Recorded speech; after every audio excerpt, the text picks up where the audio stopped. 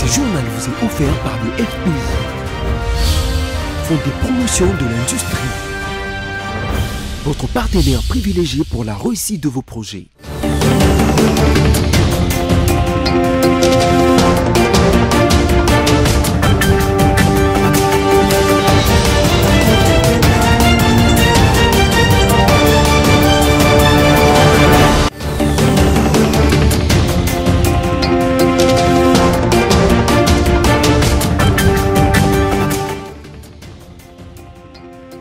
Un nouveau journal sur votre chaîne BC Télévision, place au sommaire. 100 jours du gouvernement souminois, le bilan est négatif sur tous les plans selon la population quinoise. Quelques jours seulement ont suffi pour que la population congolaise retombe dans la paix et en totale en sécurité après la libération des prisonniers à Makala par le ministre de la Justice. Vous suivrez dans cette édition ce qu'en pensent certains quinois.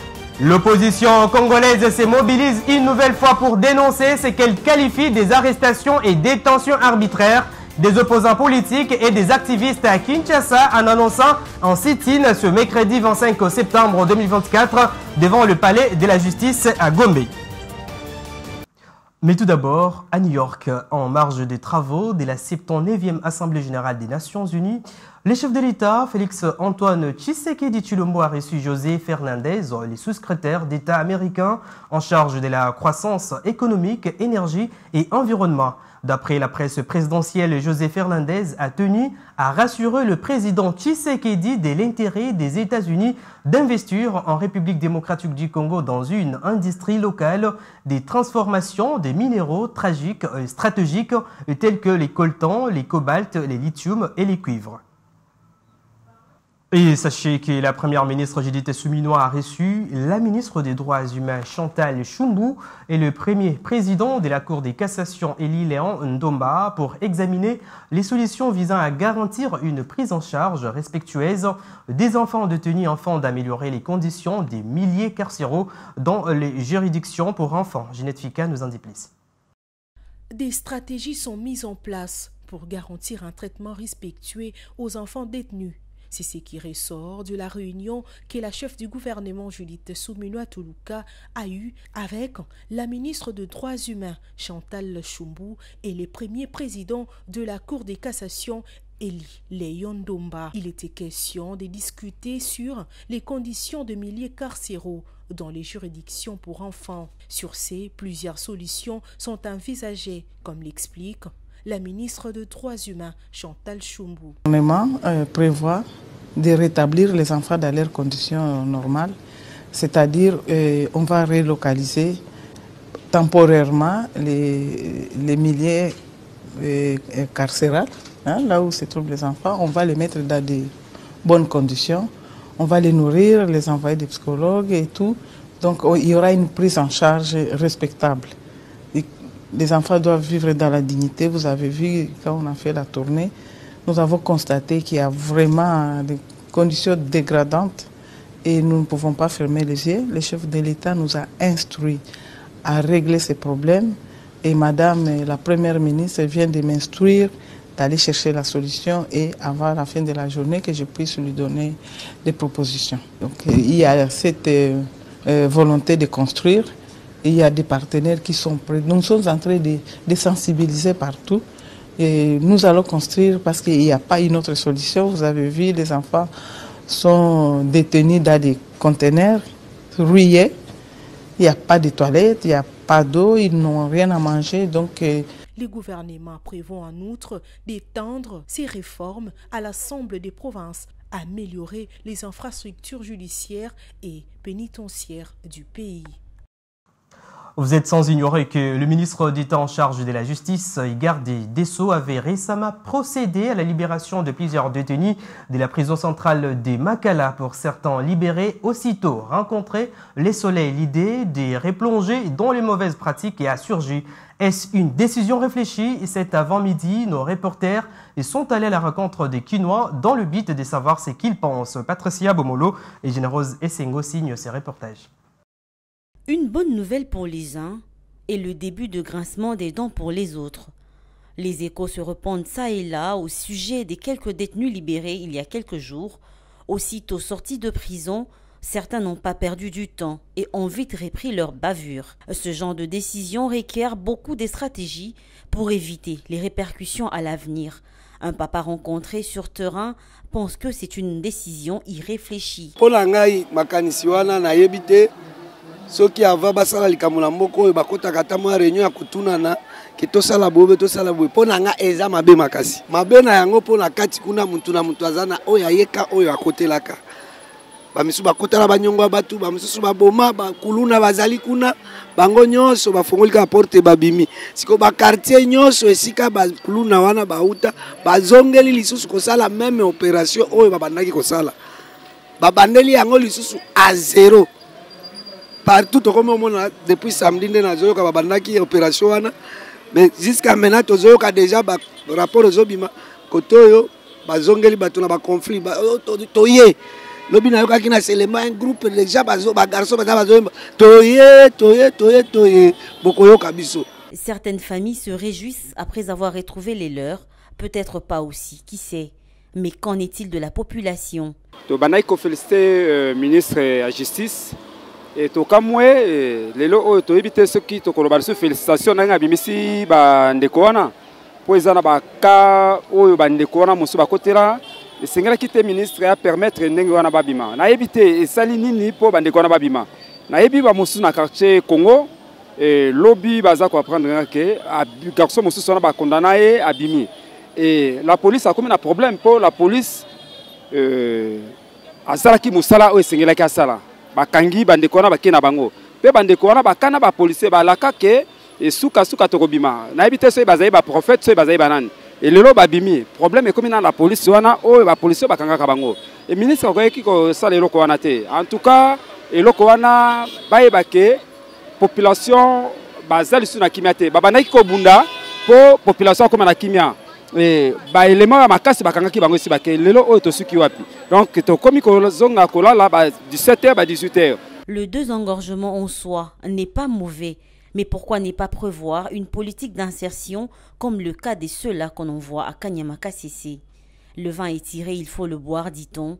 Les paisibles citoyens espèrent vraiment que ces derniers ont pris conscience et que, quant à eux, ils sont à l'abri du danger. Au cas contraire, tous les efforts fournis par le ministre de la Justice, Constant Mutamba, ne serviront à rien car c'est une situation qui pourra engendrer d'autres problèmes et voire mettre en danger certains magistrats. L'avenir ne le dira. Et de l'autre côté, la nouvelle société civile congolaise, à travers son coordonnateur national Jonas Tchombela, pense que cette libération est certes une solution, mais qui vient encore créer d'autres problèmes. Il est Jean au téléphone par Patricia Bomolo. Cette libération a pour but de désengorger l'espace d'incarcération au niveau de la prison, mais pose un autre problème. On désengorge, mais on lâche dans la nature des gens qui soit ont été détenus sans jugement, illégalement, soit que on a lâché encore dans la nature les gens qui sont en conflit avec la loi. Donc, est-ce qu'on a eu à contrôler? On nous parle qu'il y a des malades qu'on a libérés pour des raisons humanitaires. Est-ce que maintenant, tout le temps qu'ils ont pu passer dans la prison, là, qui va payer les dommages-intérêts? Le préjudice qui ont été causés à ces individus qui sont retrouvés en prison sans jugement et de façon arbitraire.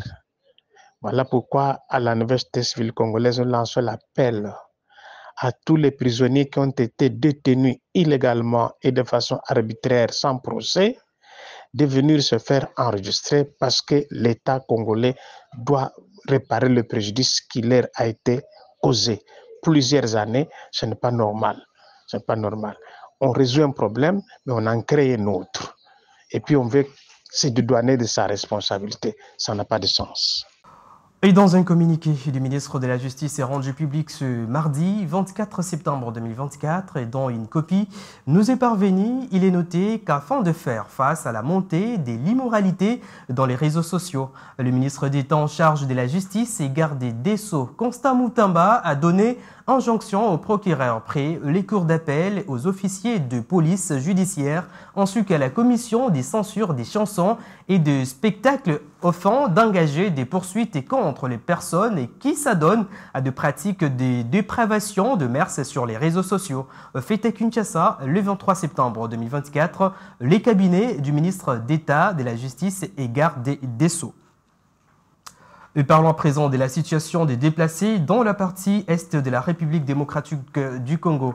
Le patron de l'Intérieur, Jacques Chabani, a échangé le lundi 23 septembre 2024 avec une délégation du Haut Commissariat des Nations Unies pour les réfugiés conduite par sa haute commissaire adjointe en charge de la protection des réfugiés.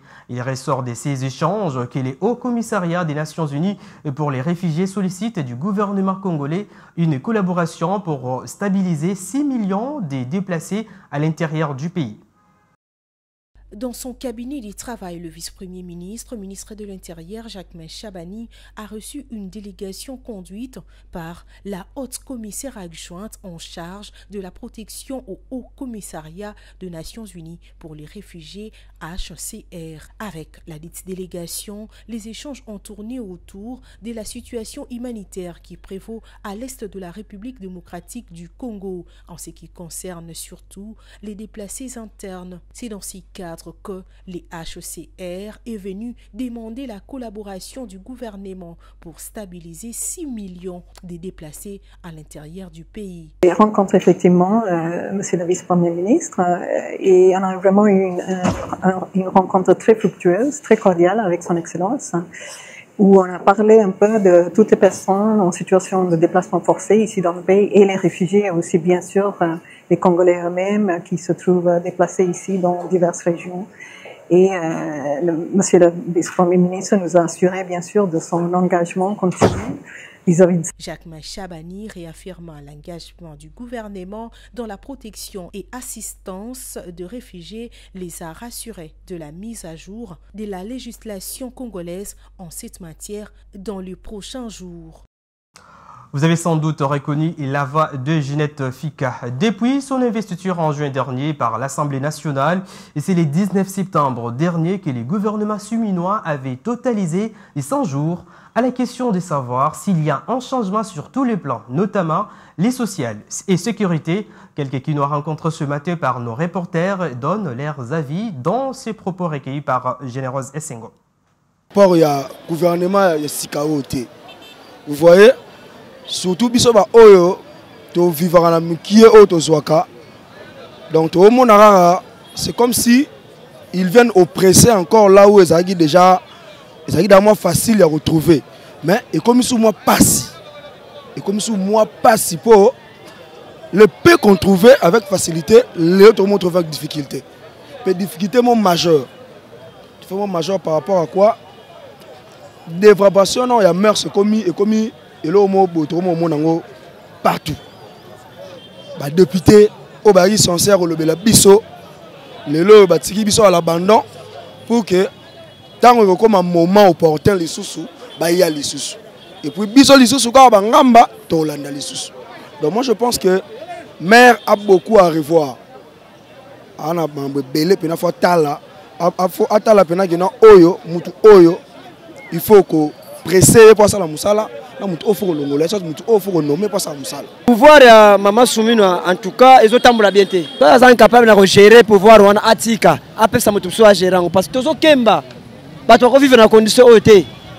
Condition de vivre ça yango té. Donc musala moko té zo salema, musala moko té. Et loko moko té zo changer na mboko. Vous me to sala kande to sala ki pour nani gouvernement ibaki na ngoté. To sala kande to sala ki. Je voulais annoncer au sommaire de ce journal que ce mercredi 25 septembre 2024 à Kinshasa, le parti politique et les mouvements de la société civile seront en sit-in devant le palais de la justice à Gombe. Objectif, dénoncer notamment les arrestations et détentions des opposants dont cette Kikouni, Jean-Marc Kabound, Mike Moukebaï et d'autres activistes. Suivez. Trop c'est trop, disent-ils. L'opposition, la société civile et autres mouvements seront dès demain en sit-in organisé dans la capitale congolaise. Moïse Katumbi, leader du parti politique Ensemble pour la République, a annoncé cette marche devant le palais de justice de Kinshasa pour dénoncer la répression politique croissante et le déni de justice dont sont victimes les opposants et les acteurs de la société civile en République démocratique du Congo. Dans un communiqué, Moïse Katumbi a souligné l'urgence de la situation politique marquée par l'arrestation arbitraire de l'opposant Seth Kikouni le 2 septembre 2024. Il a également évoqué des cas stratégiques tels que l'assassinat de l'ancien ministre Chérubin Okende et la détention de plusieurs autres figures politiques dont Jean-Marc Kaboun et Mike Mukebai. Ces événements illustrent selon lui une dérive autoritaire du régime en place. Martin Fayoulou de son côté insiste sur l'importance d'un dialogue intercongolais pour la cohésion nationale et le respect des principes démocratiques. Il appelle au rassemblement des forces vives de la nation pour faire entendre la voix du peuple congolais et exiger des réformes politiques et institutionnelles pour garantir un avenir démocratique et stable au pays. Ce rassemblement citoyen, qui se veut respectueux de la légalité, milite pour faire entendre la voix des Congolais dans un contexte politique tendu. Le sit-in s'annonce comme une démonstration de force des acteurs politiques et civils déterminés à faire pression sur les autorités pour un retour à la justice et au respect des droits de l'homme en République démocratique du Congo. Direction Israël où le Premier ministre israélien Benjamin Netanyahou a recommandé aux citoyens libanais de s'éloigner des zones dangereuses à un moment où Israël pilonne des cibles du mouvement islamiste Hezbollah dans le sud et l'est du Liban voisin. L'État hébreu qui dit vouloir faire revenir dans le nord d'Israël plusieurs dizaines de milliers de déplacés du 7 octobre assume pleinement ces bombardements massifs. France 24 pour plus de détails. Les missiles du Hezbollah stockés ici explosent les uns après les autres. Ces images permettent à l'armée israélienne de justifier ces bombardements. Le Hezbollah, selon l'État hébreu, cache ses projectiles au milieu des civils. L'armée publie d'ailleurs une animation illustrant ce propos. Opération de communication et adresse du Premier ministre au peuple libanais. Le Hezbollah vous utilise comme bouclier humain. Il a placé des roquettes dans vos salons et des missiles dans vos garages. Le Premier ministre demande aux Libanais d'évacuer les zones dangereuses. L'armée israélienne n'a pas intérêt à vous faire de mal. L'État hébreu diffuse en masse ce message sur les réseaux sociaux. Et des milliers de Libanais ont reçu des messages en arabe sur leur téléphone. Si vous êtes dans un bâtiment utilisé par le Hezbollah, éloignez-vous de 1000 mètres. Les mots en arabe de ce soldat porte-parole israélien sont aussi largement diffusés. Israël communique sur le fait que les civils ont été prévenus. Je mets en garde les habitants de la région libanaise de la Beka avant des frappes ciblées et de grande envergure que nous allons effectuer dans cette vallée. Pendant ce temps, les avions de combat israéliens décollent les uns après les autres pour enchaîner les frappes au Liban. Et ce journal est terminé. Place à présent au rappel des principaux titres. Les 100 jours du gouvernement souminois, les bilans est négatif sur tous les plans. Vous avez suivi dans ce journal la réaction de la population quinoise. Quelques jours seulement ont suffi pour que la population congolaise retombe dans la peur et en totale insécurité après la libération des prisonniers à Makala par le ministre de la Justice. Vous avez suivi dans cette édition ce qu'en pensent certains Quinois. Et enfin, l'opposition congolaise se mobilise une nouvelle fois pour dénoncer ce qu'elle qualifie des arrestations et détentions arbitraires des opposants politiques et des activistes à Kinshasa en annonçant un sit-in ce mercredi 25 septembre 2024 devant le palais de la justice à Gombe. Mesdames, Messieurs, ce journal est complètement terminé. Merci de votre fidélité. Au revoir et à la prochaine.